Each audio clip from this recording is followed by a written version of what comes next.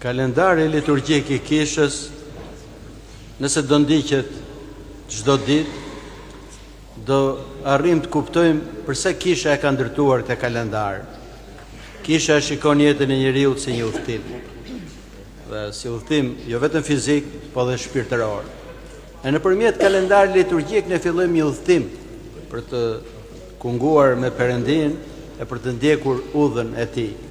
Prandaj dhe para çdo feste të madhe na përgatit për disa gjëra. Përpara Krishtlindjes ne kemi të diel para Krishtlindjes dhe një reflektim të dielën pas Krishtlindjes. E njëjta gjë është edhe për Epifanin, ose Theofanin, ose që njihet në gjuhën popullore bekimi I ujit. Kisha ka një të diel që na përgatit më përpara për këtë ngjarje kaq të madhe. Dhe ungjilli që është zgjedhur për të lexuar këtë ditë është nga ungjilli I Lukës, I Markut, I cili fillon me shfaqjen e Krishtit në jetën publike dhe predikimin e tij. Ungjilli nuk fillon në jetën formë. Ungjilli I Shën Johanit fillon nga misteri më I madh me Perëndin e përjetshëm, fillimin. I Lukës fillon me lindjen e Krishtit. I Mateut fillon me Abrahamin dhe me gjenealogjinë. Të gjitha këto japin aspektin e gjerë të se kush është Isu Krishti. Është një Perëndi I përjetshëm, po dhe që u shfaq në ne ndërmish. Dhe ungjilli I sotëm jep dy profeci, fillon me dy profeci, një nga Malakia dhe një nga profeti Isaia për ardhjen e shënjon pagzorit. Që Malakia e quhen një ëngjëll dhe profeti Isaia jep që ai do shpalli përgatitjen e popullit për të pritur Mesia. E këto dy janë shumë të rëndësishme edhe për ne, sepse dhe Zoti në ekonominë e tij të shpëtimit na përgatiti ne. E përgatiti popullin Izraelit për një kohë të shumë gjatë dhe përgatiti gjithë botën për të qenë të gatshëm për të dëgjuar mesazhin final të tij që Zoti u bë si njëri nga ne për të na ringritur përsëri. E le të ndalemi pak në mesazhin e Shën Johan Pagzorit, sepse ky është dhe pjesa qendrore e këtij ungjilli.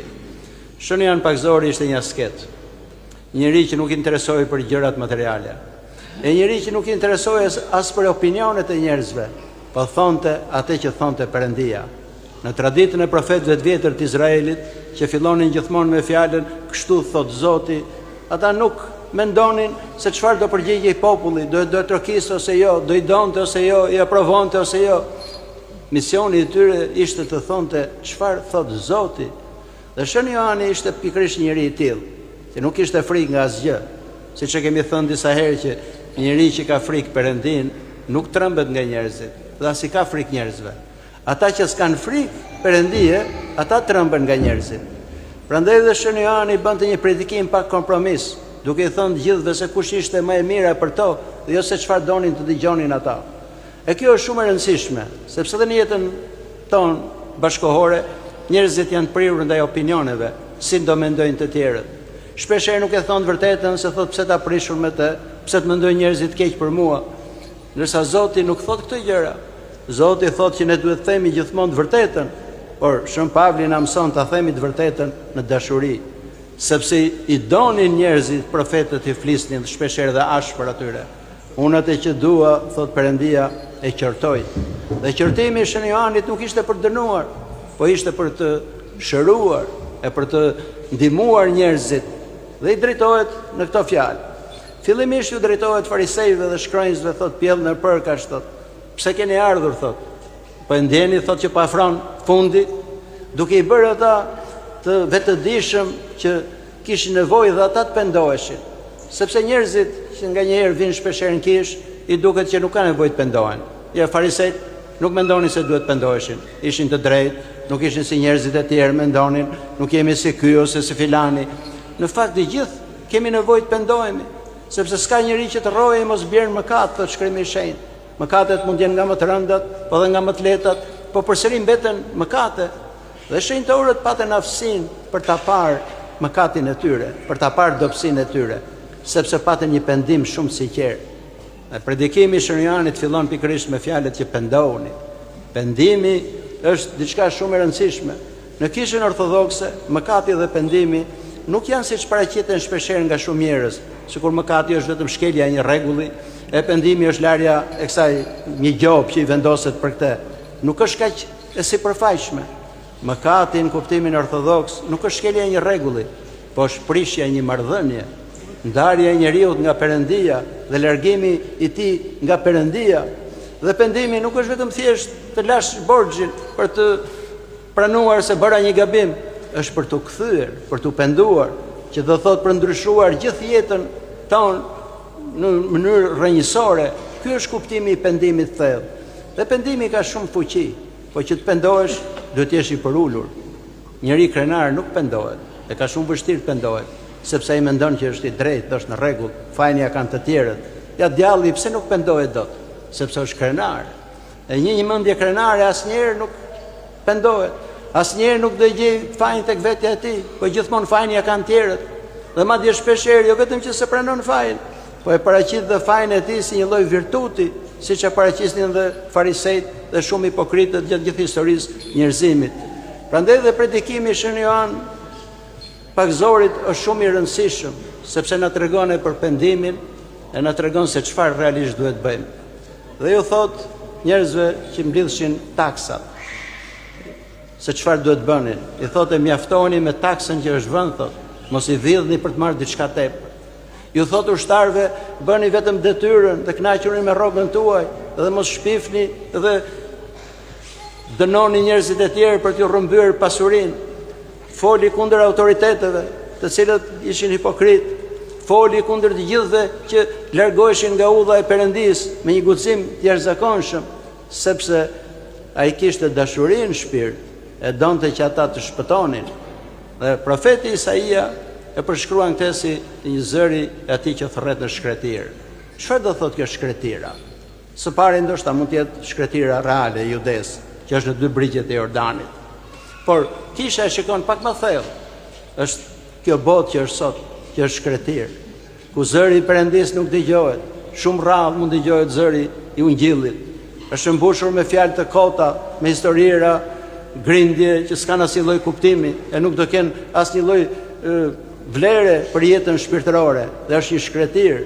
Në çdo vend që nuk dëgjohet fjala e Zotit është një shkretirë. Dhe është dhe shkretira e shpirtit tonë. Shpeshherë nuk i dëgjojmë fjalët e Zotit. Pse nuk i dëgjojmë fjalët? Sepse brenda nesh ka shumë zhurmë. Një zhurmë që vjen nga krenaria, nga pasionet e ndryshme. Nuk e dëgjojmë zërin e Zotit ne. Dëgjojmë vetëm zërin tonë. Krenari nuk dëgjon zërat e njerëzve tjerë, po dëgjon vetëm mendjen e tij se çfarë thotë.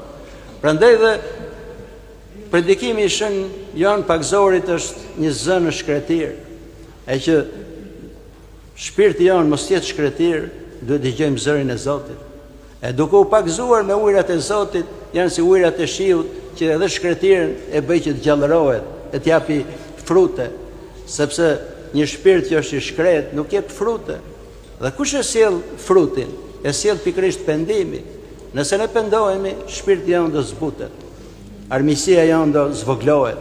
Nuk do i shikojmë njerëzit si armiq. Do fillojmë që të ndryshojmë shumë, do përqendrohemi më tepër tek vetja jonë se sa tek tjerët. E s'dal ngadalë zemra e njeriu do zbutet, sepse fjalët e Zotit janë si një vaj i cili i zbut gjithçka. A nëse do zbutet toka, padyshim që fara do mbi e do japi fruta. Prandaj dhe profeti Isaia e përmend fjalën shkretir për treguar këtë gjë.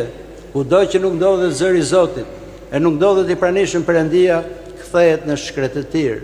Dhe shkretira është ajo që nuk lejo të asnjë bim, asgjë nuk mund të rritet atje. Asgjë nuk mundohet. Dhe një shpirt që kthehet në shkretir është një shpirt që ka dështuar misionin e tij.